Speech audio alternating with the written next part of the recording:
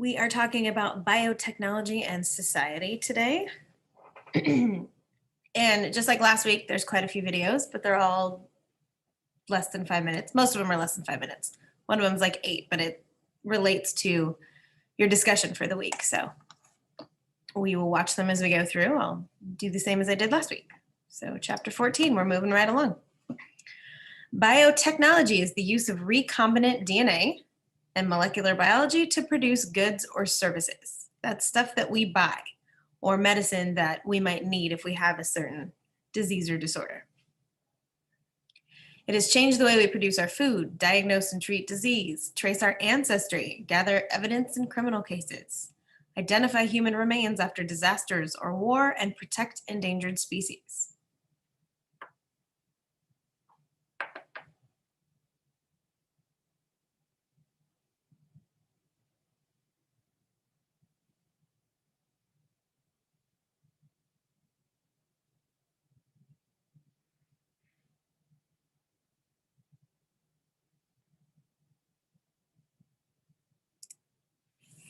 One of the first uses of biotechnology was the production of human proteins for treating diseases. Of course, we always think of ourselves first, so we wanted to treat whatever was ailing us. Before the development of biotechnology, therapeutic proteins such as insulin, growth hormone, and blood clotting factors were isolated from many different sources. Animals in slaughterhouses donated human blood and human cadavers. So before we can make these things in the lab, now we make all these things in a lab. But before, we had to get them from somewhere. So we either got them from animals or blood donation or human cadavers. Cadavers are the bodies that you dissect if you go to medical school. So like in our class, we would dissect a pig. If you're in a college or medical school, you would dissect a person. If you didn't know what a cadaver was.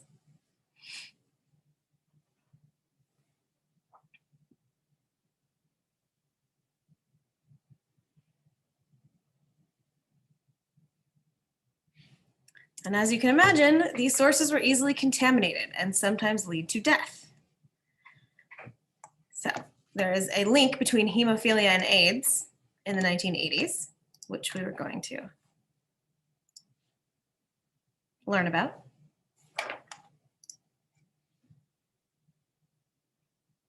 If the video wants to play.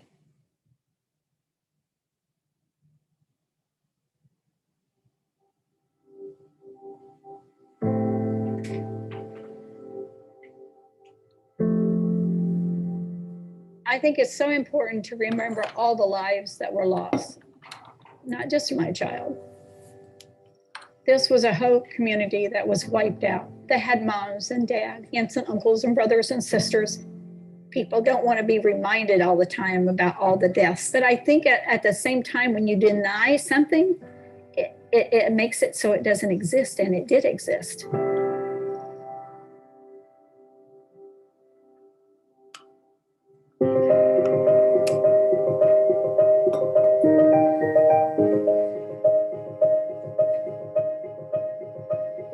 Hemophilia is a rare blood disorder where the blood doesn't clot as fast as it should normally.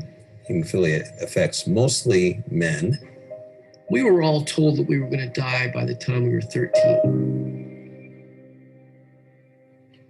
Hemophilia represents one of 2 clotting factors that are missing from the blood. So when I'm cut, it takes longer to stop, but the worst manifestations tend to be internal bleeding. Ankles, hip hemorrhages, elbow hemorrhages, knees. The blood is a terrible irritant to the joint and eats away at the cartilage. I don't think people can realize how bad that pain is. When I was born in 1960, there was no treatment for hemophilia. We were treated with whole blood or fresh plasma. Patients often spent most of their lives in the emergency room getting transfused. Up until the 1970s, there really was no effective treatment for hemophilia. And when Factor was developed and came on the market, it changed the way people with hemophilia were able to treat their disease. The ability to use Factor gave people with hemophilia freedom. They learned to give it to themselves or their parents gave it to them. This gave our lives a tremendous amount of independence. Live, travel, work, play, have a social life like others. This was the medication that was supposed to change everybody's lives and save lives and make life normal for people. And it turned out that that's what was going to be killing them. Clotting factor is manufactured from the donations of up to 20,000 individuals. If you have one bad apple in there, it contaminated the whole lot. Every time you injected factor VIII into you meant a huge exposure to the viruses that were in there. And that was hepatitis and ultimately AIDS. By the early 1980s, most of the lots of plasma-derived clotting factor that were produced were contaminated. Most of the community was infected. The pharmaceutical companies at that point in time, they did very little to protect this community. And I think that that's really a shame. The manufacturer's memo basically said, we understand that it's infected. We're going to sell it anyway, because if we don't sell it, we'll lose 60% of our profit, and they would just take the risks. Unfortunately, that risk was mine, and I was infected. The hemophilia population heard that one or two of us had gotten AIDS. I don't think anybody was ready for the magnitude of the disaster that was coming. It really threw us in a tailspin. People were very afraid about the transmission of it. There was so much misinformation that for a lot of us, it wasn't bad enough just to have hemophilia and the stigma that sometimes goes along with that. But now you were kind of targeted as somebody who was bringing some dread disease. I've seen it very early on how people treated Ryan. Like he's had to have done something bad or wrong or he wouldn't have got this disease. This is God's punishment on people who do bad things. And there's some funny things going on in that household. That's how he really got AIDS. And we can't let Ryan White in school where every gay person in the country is going to come to our town. My original home church was a very staunch African-American Baptist church. And I went to the pastor and told him what was going on. And literally he told me not to come back. It's almost like a mob mentality. Our home was set on fire. We had death threats when both of my brothers were in the hospital dying. You know, I didn't understand why people would want to kill us. We were kids, you know. The only people I told were my mom and dad. And I specifically asked them not to tell my brother or anybody else. The hemophilia community decided to be silent. It was a failure all the way around. There were no winners in this for hemophilia. The government failed us. CDC tried, FDA failed us. The administration failed us, and we failed ourselves. And it took a long time for the anger to grow up in the community and really fight back.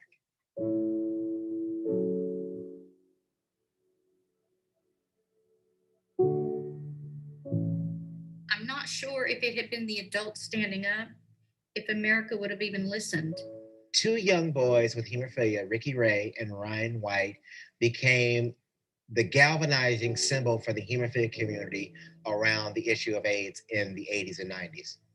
Ryan White was a boy from Indiana who very much so decided that he would not be prevented from going to school. Ricky Ray was a young boy who lived in Florida. He had AIDS and he was discriminated against in school. He also had two brothers. All three of our sons were diagnosed with HIV within 2 months of each other. I think Ricky handled it the best out of all of us. He said that he was put here for a reason, and he took it upon that would be his reason, was to educate about AIDS.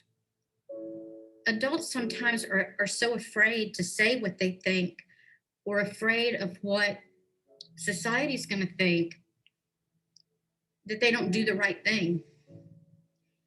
Kids are amazing. They don't have that fear. Right.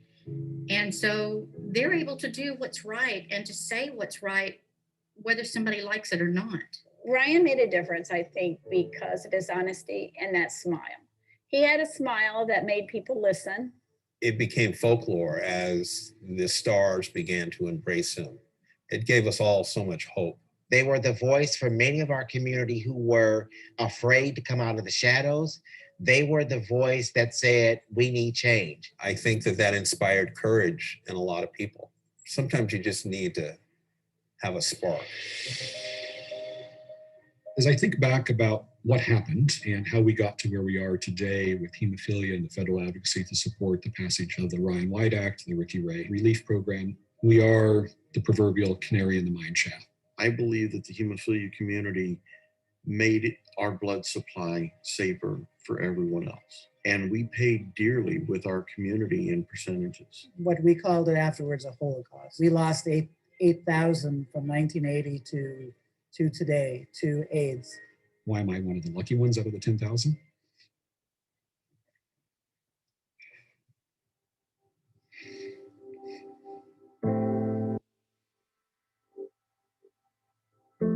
We were fighting AIDS and hemophilia, but we wouldn't come together.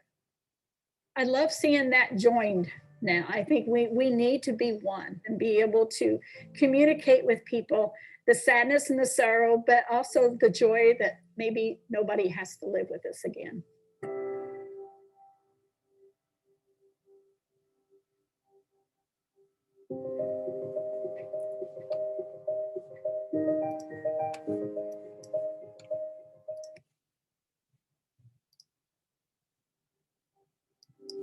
No, don't play it again.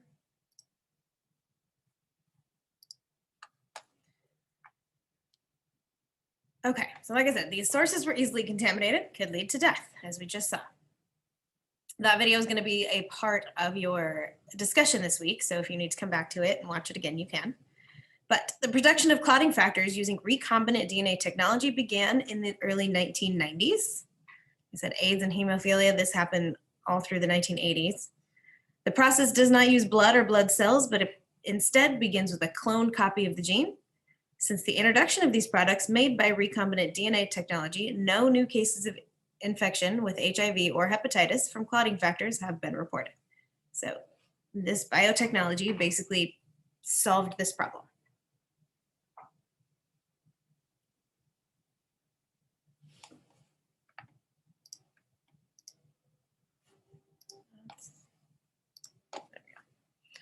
All right, for decades, insulin was extracted from cow and pig organs, but in 1982, human insulin produced by recombinant DNA technology became available as a safe, pure, and reliable medication that is now widely used to treat diabetes.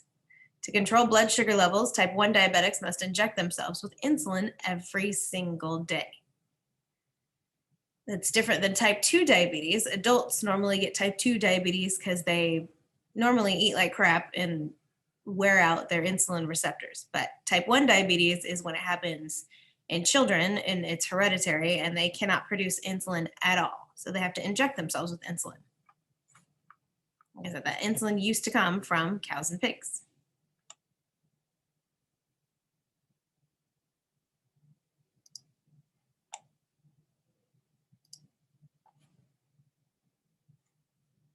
Diabetes is a disease caused by excessive amounts of blood glucose. This condition, known as hyperglycemia, is fatal if untreated and leads to various symptoms, such as excessive urination, fatigue, weight loss, and blurred vision.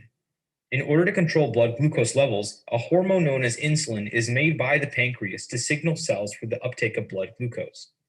Type 1 diabetes is caused by insufficient blood insulin and is believed to be caused by a variety of factors, such as viral infection from the rotavirus and measles and genetics. In 1921, Dr. Frederick Banting researched a successful way to isolate insulin from pancreatic cells in dogs. They later began mass-producing insulin for diabetic patients from pigs, saving many. Porcine insulin and human insulin only differ by one amino acid residue at the C terminus, in which the alanine in pig insulin is replaced with a threonine in human insulin. Because of this meant that pig insulin was compatible with human insulin receptors. While animal insulins are still sometimes used today, they must be very pure, as there are impurities that have been shown to cause allergic reactions. In 1926, scientists first crystallized insulin, and then in 1955, a breakthrough by Frederick Sanger allowed scientists to sequence the DNA coding for insulin. The 3D structure was solved by Dorothy Hodgkin in 1969 through the use of X-ray crystallography. After Sanger's work, scientists could use this genetic code to synthesize their own insulin. Efficient mass production of insulin began in 1978 through recombinant bacteria, in which insulin genes were inserted for bacteria to transcribe and translate into insulin. Thus, The insulin that you use is mass-produced by lab bacteria. For more information on type 1 diabetes and diabetes treatment and management, please visit the Protein Data Bank website. Thanks for watching.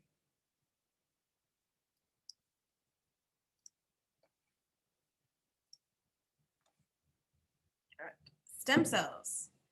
We use stem cells to treat diabetes. And again, this is better explained with a video and graphics. There's two kinds.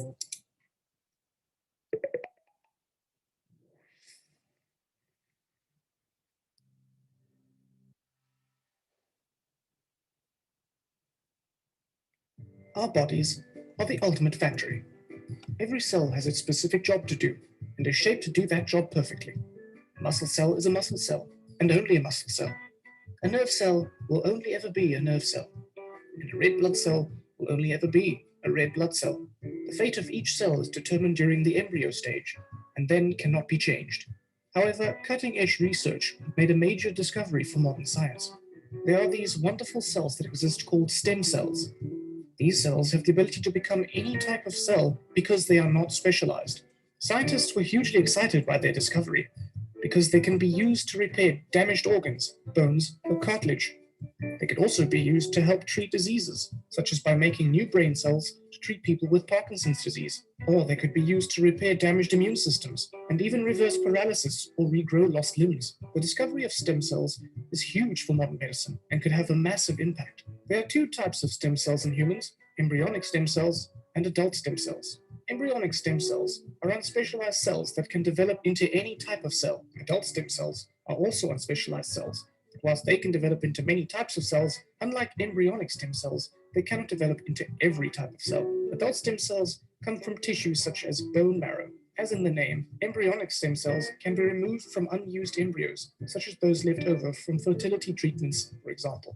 Whilst the discovery of stem cells offers huge potential for modern medicine, there are many social and ethical considerations that need to be taken into account. A lot of research was, and still is, needed to find out exactly how they work and how we can control them to do what we want and not just grow uncontrollably. Stem cells are already being used in treatments. Currently, in 2016, there is a trial study underway to use stem cells to reboot the immune system of multiple sclerosis sufferers to enable them to regain some mobility. Using stem cells to treat diseases and conditions of the blood and immune system are currently the most widely used stem cell treatment. Over 26,000 patients are treated with blood stem cells in Europe annually. A new stem cell treatment has recently been approved for repairing damage to the cornea. Stem cell treatments are also being used in rhino conservation efforts, as well as other endangered species. One big social and ethical debate around stem cells is therapeutic cloning. This is the concept of cloning a patient, growing an embryo from the clone cells, and then extracting stem cells from the embryo to grow a specific organ needed by the patient. The patient's body would not reject this organ, as it is made from the patient's own cells. The ethical debate focuses on defining, when does life start? Is the embryo alive? People also don't like the idea of us playing God. We will look at the process of cloning in another video. Unspecialized stem cells also exist in plants and can develop into the cells of flowers, roots, or leaves. Unlike in animal cells, some plant cells do remain unspecialized and can then develop into any type of plant cell. The unspecialized plant cells group together into structures called meristems. Whereas animals stop growing in size when they are adults, plants do not. This is because meristems divide to produce cells, thus enabling plants to continue to grow both in height and width throughout their lives. They also produce cells that develop into flowers and leaves. So from this video, you should know that stem cells are present in embryonic and adult animal cells, and in meristems in plants. Stem cells are unspecialized and can develop into a range of different cell types for development, growth, and repair. In animals, embryonic stem cells can turn into any cell type, whereas adult stem cells, which are found in bone marrow, can only turn into some cells.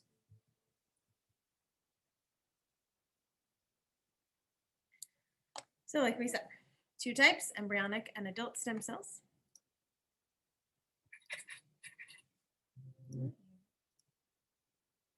And then induced pluripotent stem cells is the biggest thing right now. There was actually on the ballot November 3rd, when you voted, if you voted in California, there was a ballot measure, I think it was Prop 14, to continue funding stem cell research.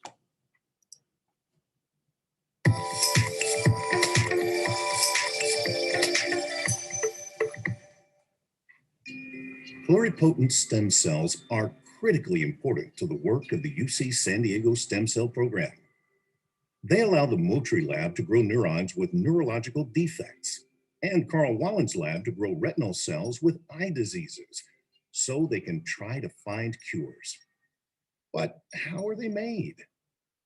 2012 Nobel laureate Shinya Yamanaka discovered that by reactivating only 4 specific genes in adult cells, they would become pluripotent, which means they can be reprogrammed to make any tissue in the body, like the neural and retinal cells the Motri and Wallen labs use, as well as many other types of cells used to study or treat diseases. Alison Motri's lab can take cells from inside your mouth and provide them with the genes that Yamanaka discovered. The genes are introduced into the cells using viruses that can deliver the genes in a way similar to how a virus causes infection in a cell. The genes cause the cells to produce specific proteins. These proteins enter the nucleus and act on the cell's DNA. This causes the cell's DNA to convert the cells into pluripotent stem cells. These are called induced pluripotent stem cells, or iPSCs. The lab then carefully cultures the iPSCs, which grow in a thin layer, constantly caring for them to make sure they grow well. One reason iPSCs are so useful and important is that since they come from adult cells, they carry the genetics of the donor. This allows the Motri, Wallen, and other labs to capture the genomes of real disorders so they can work with the cells to find real cures, which the UC San Diego stem cell program is doing right now.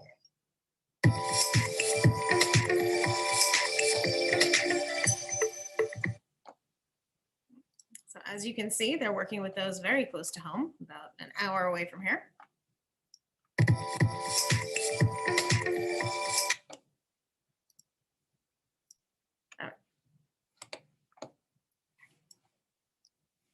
So what can we learn from stem cells? We can learn how gene expression patterns lead to the formation of differentiated cells and tissues during development, and then how developmental errors can result in birth defects. The ability to produce the iPS cells, the induced pluripotent stem cells, from individuals with genetic disorders offers a way to study the development and expression of both normal and abnormal phenotypes.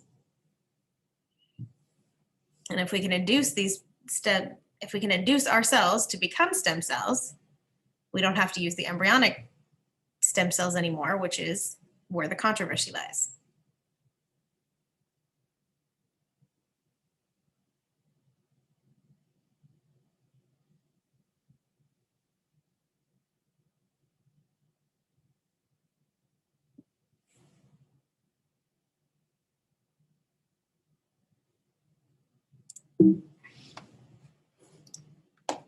Differentiation of stem cells into specific types for transplant into patients. That's what we want. That's our ultimate goal. So now there's no more waiting for someone to die. Normally, if you need a heart transplant, you get on a list. That list could take years and years and years. My best friend's uncle just needed a lung transplant, and it took like 5 years for you have to wait for someone to die and then take their organs. But with stem cell based therapies, like I said, like he said in the video, they can take your stem cells or take your cells, induce them, make them be stem cells, and then regrow them into whatever organ it is that you need. You don't have to wait for anyone to die. This is still controversial. Science is always controversial. But the big part is there's no immune rejection of the transplanted cells. When you have some kind of a transplant, there's always an issue of rejection.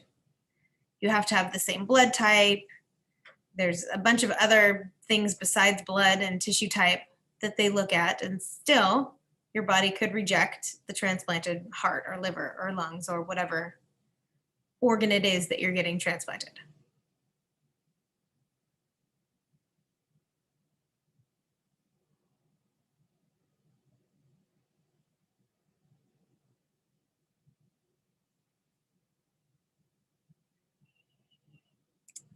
adult stem cells are called multipotent, so it can only form some specialized types, can't form all of them. These are not controversial. If the cells are taken from the patient, there's no immune rejection of the transplanted cells, like I said. An example, the only one that's approved right now, the only one the FDA has approved, are bone marrow transplants for leukemia. But they're also trying to use it in the infusion of differentiated heart cells and burn treatments. If you get burned, you can grow new skin cells.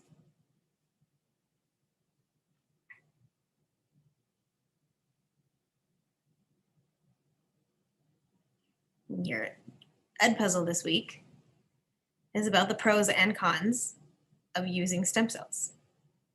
Sometimes they work great, which is why the FDA approved the leukemia treatment. Sometimes they do not.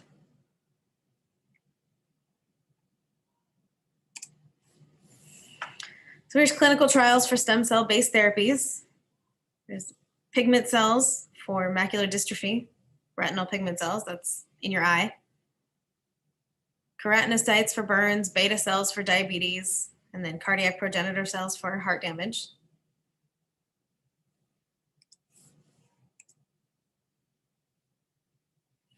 So the adult stem cell-based therapy for the treatment of leukemia. So this is the only one. The human body contains organs such as bones, the brain, heart, and reproductive organs. The basic cells that give rise to all of the different cells in these organs are called stem cells. One type of stem cell is an egg cell from a woman that has been fertilized by a sperm from a man. This single cell, called a zygote, is the first cell in a developing human being. It's also called a totipotent stem cell because it can form any type of cell in the body, as well as the umbilical cord and placenta. After a zygote has divided a few times, it becomes an early stage embryo called a blastocyst. Embryonic stem cells come from the cells inside the blastocyst. Embryonic stem cells are pluripotent. This means they can form any cell in the body, but not the cells in the umbilical cord or placenta. In the lab, embryonic stem cells are donated from leftover embryos created during in vitro fertilization. In vitro fertilization is a procedure to help a woman become pregnant. Another type of stem cell is an adult stem cell. Small groups of these cells are found in some organs, such as the skin, after birth and into adulthood. Adult stem cells are multipotent. This means they can only become a few different cell types related to the organ where they're found. For example, the skin contains a small number of adult stem cells that can divide to create new skin adult stem cells.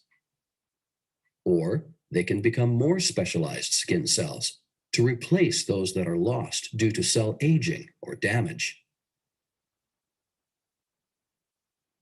In the lab, scientists can now induce or cause a regular body cell, such as a skin cell, to change into a pluripotent stem cell. Like embryonic stem cells, these induced pluripotent stem cells can become any type of cell in the body. Scientists study stem cells to learn how and why they become many different types of cells.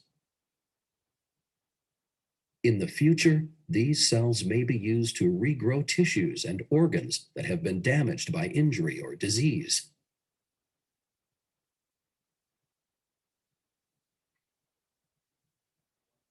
Stem cell therapy is a procedure that uses stem cells to treat a disease or condition. Currently, stem cell therapy only treats diseases and cancers of the blood. In leukemia, for example, The patient's bone marrow makes many abnormal white blood cells that can't do their job to fight infection. Over time, these abnormal cells crowd out the production of healthy white blood cells. In stem cell therapy for leukemia, called hematopoietic stem cell transplantation, a doctor will take a sample of blood or bone marrow from the patient or a donor. In some cases, donor blood may come from a baby's umbilical cord after it's born. These tissue samples contain healthy hematopoietic or blood-forming stem cells. Then, doctors will give the patient chemotherapy drugs or use radiation to kill the abnormal white blood cells and their stem cells. Once the abnormal cells are gone, the doctor will transplant the healthy hematopoietic stem cells from the tissue samples into the patient. These healthy stem cells will make new blood cells, including normal white blood cells, which will allow the body to fight off infections.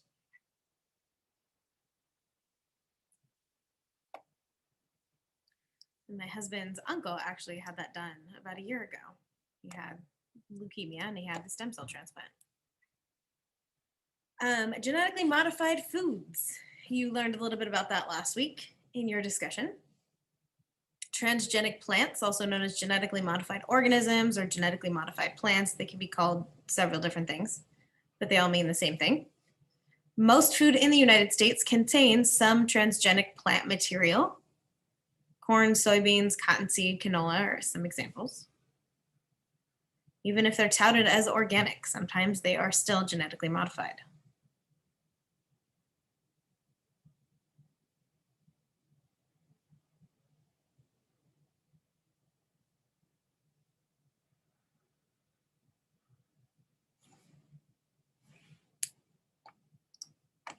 Benefits of GMOs. They enhance the nutritional value of the food.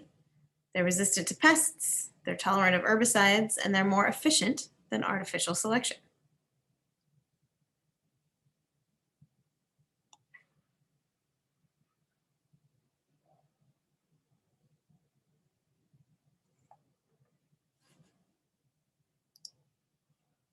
The process of genetic modification of plants usually uses the bacterium Agrobacterium tumefaciens, which is characterized by the presence of the Thai plasmid, an excellent vector.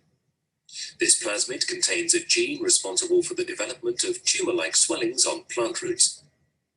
In laboratory conditions, it is possible to replace this gene with another gene of desired properties. In the first stage of genetic modification, young plant leaves are cut into tiny pieces and exposed to plant hormones. The bacterium, Agrobacterium tumefaciens, is then added. At this stage, the desired gene is transferred from the plasmid into the plant cell genome. Then, in the presence of the plant hormones, single plant cells transformed by the plasmid develop into entire plants which possess the desired traits. Another technique of plant genome modification uses a so-called gene gun. In this technique, DNA is literally shot into plant cells. First, microscopic particles of gold are coated with purified plasmids that contain genes encoding the desired traits. These particles are transferred onto a plastic membrane, which is placed under the gene gun. Then helium is discharged under great pressure, forcing the gold particles coated with plasmids into the plant cells.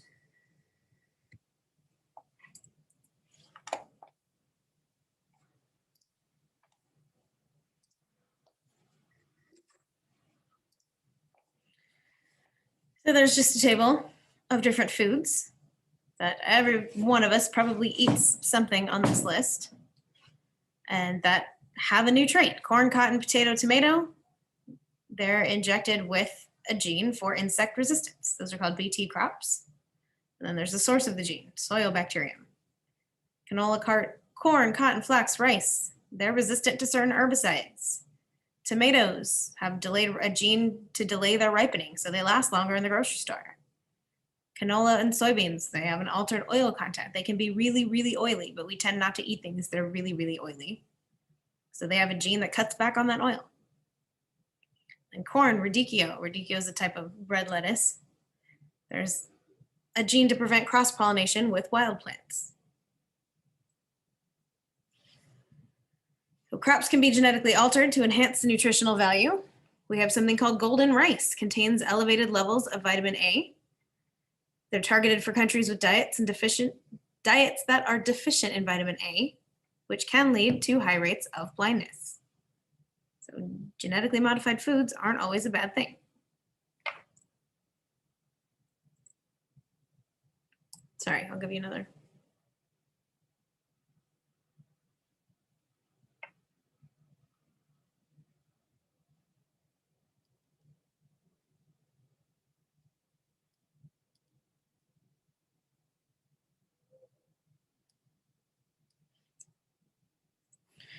So is it safe to eat transgenic crops? The answer is yes. No harmful effects on humans have been observed after about 20 years of transgenic crop use. So are transgenic crops safe for the environment? That's another story. Resistant insects could emerge. Will herbicide-resistant genes be transferred to weeds? These are all questions that scientists are studying. So they're not harmful to us, but they could possibly be harmful for the environment. We don't want insects or weeds to be resistant to the stuff we use to kill them.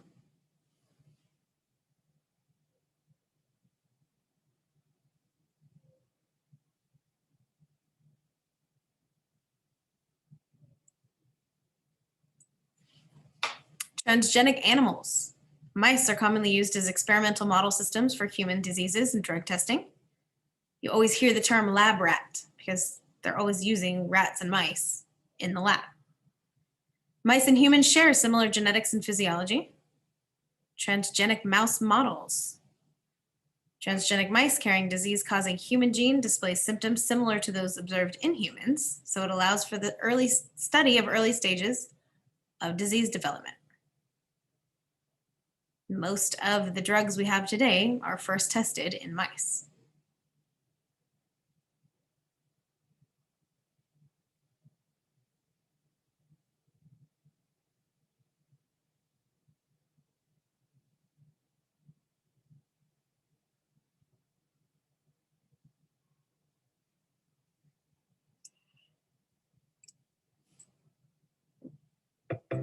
In this video, we are going to be talking about transgenic animals, but before we start, there are some key terms you need to know. A genome is an organism's complete set of DNA, including all of its genes. Microinjection is when a glass micropipette is used to inject a substance at a microscopic level.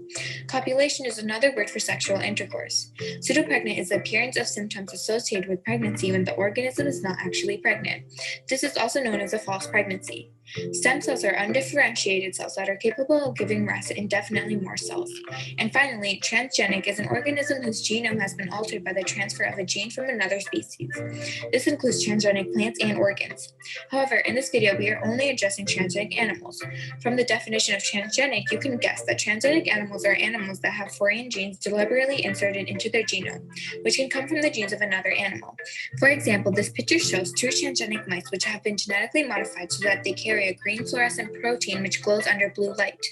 Let's begin to discuss how transgenically modified animals are made. There are two ways in which this could be done. The first method starts with the microinjection of the desired DNA into the fertilized cell of the soon-to-be transgenic animal.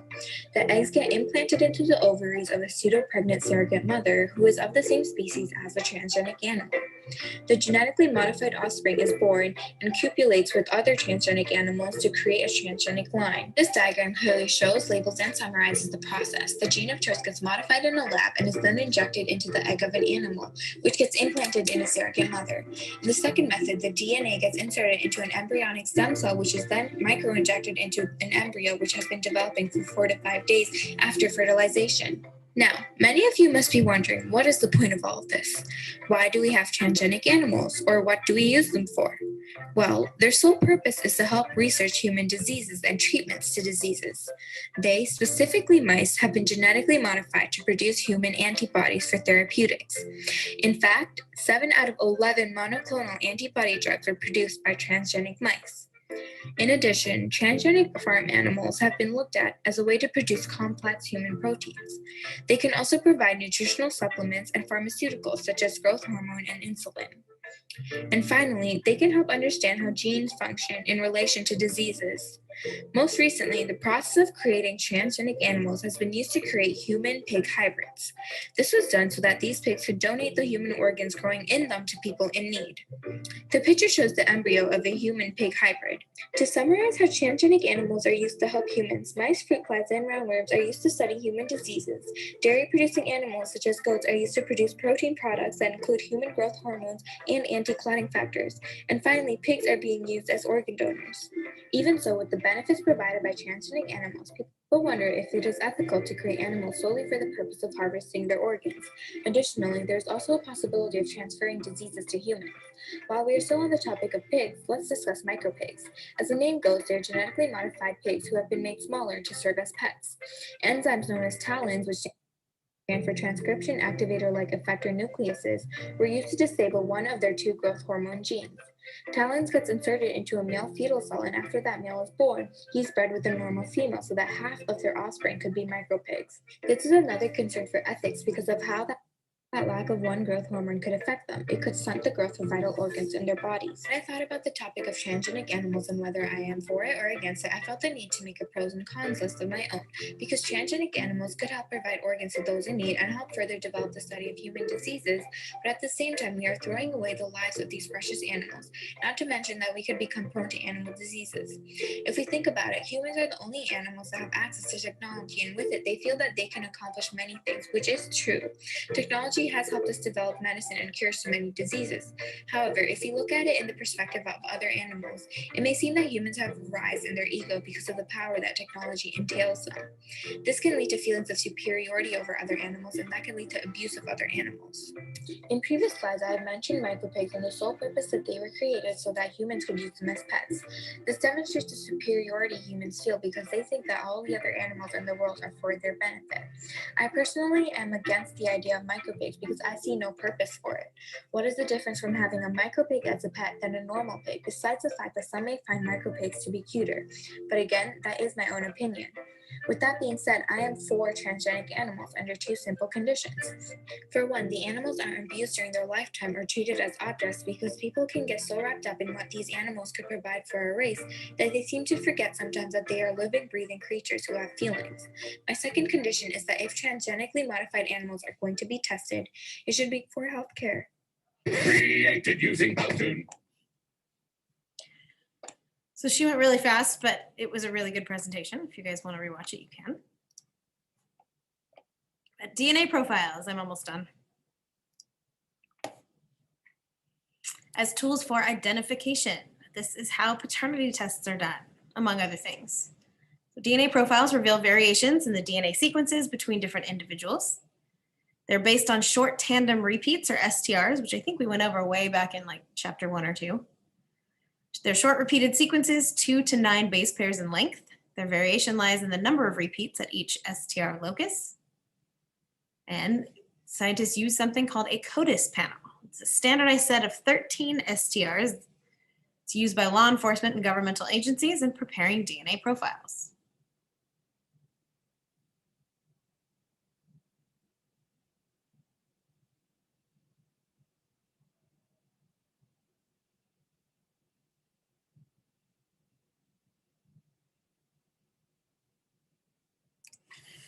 Applications: forensic and paternity cases, study of human evolution and ancient migration routes, and it can also monitor food contamination.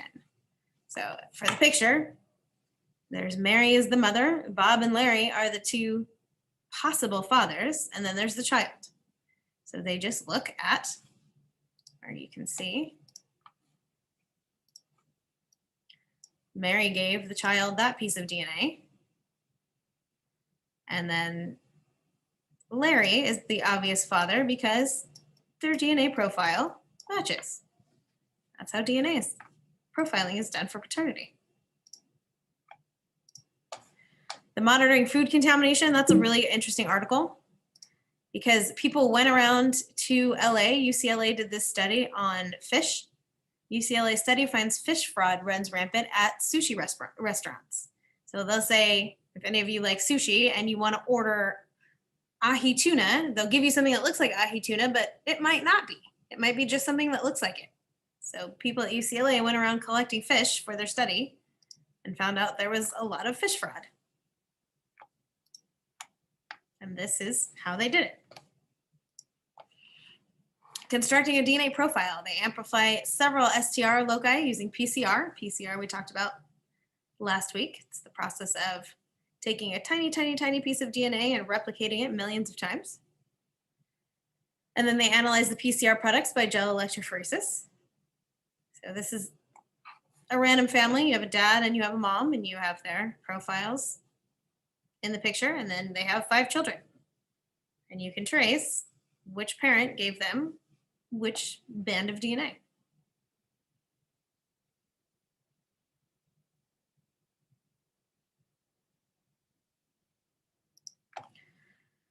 They use DNA profiling for criminal cases. A positive match between DNA profiles generated from evidence and suspects is determined by population frequency of the STR alleles present. DNA profile data can exclude a suspect if his or her profile does not match the profile generated from the evidence. So you can see in the middle, the victim, that's their DNA STR. There's suspect 1. And there's suspect 2. You got 2 suspects. And then you got female cells, semen, boyfriend, all kinds of DNA. And they can match. You can see suspect 1 matches the semen that was found.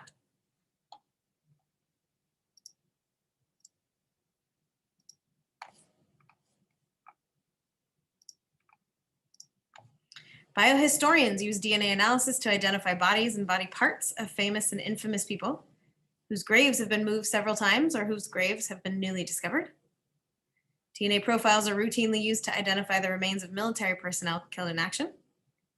They're also used to identify those killed in the September 11th attacks, and as well as Hurricane Katrina. DNA profiles of mitochondrial DNA markers. Mitochondria you only inherit from your mother.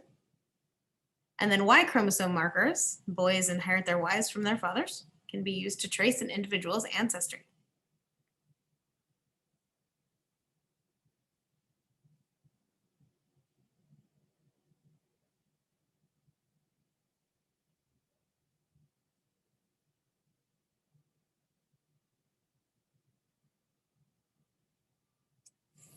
And applications of recombinant DNA technology have developed faster than public policy, legislation, and social norms. The fact that we can do some things does not mean we should do them without a consensus from society. Take the micropig she was talking about. Do we really need micropigs as pets? Just because we can do it, should we? Another example, should very short children receive recombinant DNA-produced growth hormone to make them average in height? The U.S. Food and Drug Administration, FDA, approved the use of growth hormone for this purpose in 2003. But if we accept that we can treat short children with growth hormone to increase their adult height, is it ethical to treat children of normal or above average height to enhance their chances of becoming professional basketball or volleyball players? So where is that line? Where do we stop?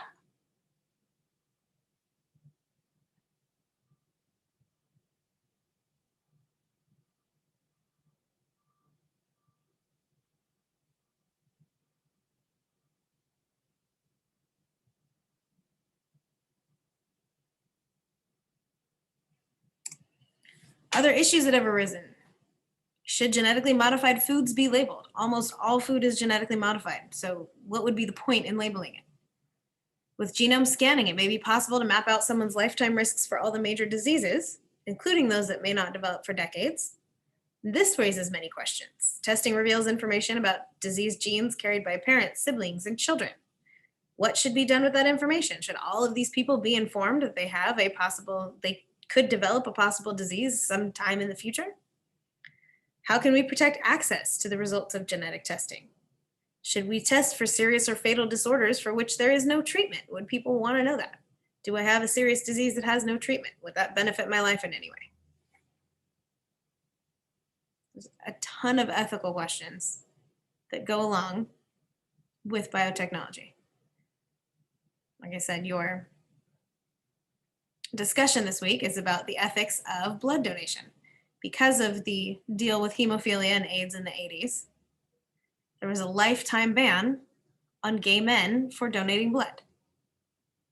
With all the science that we've come through in the last 20, 30 years, is it still fair to restrict gay men from giving blood?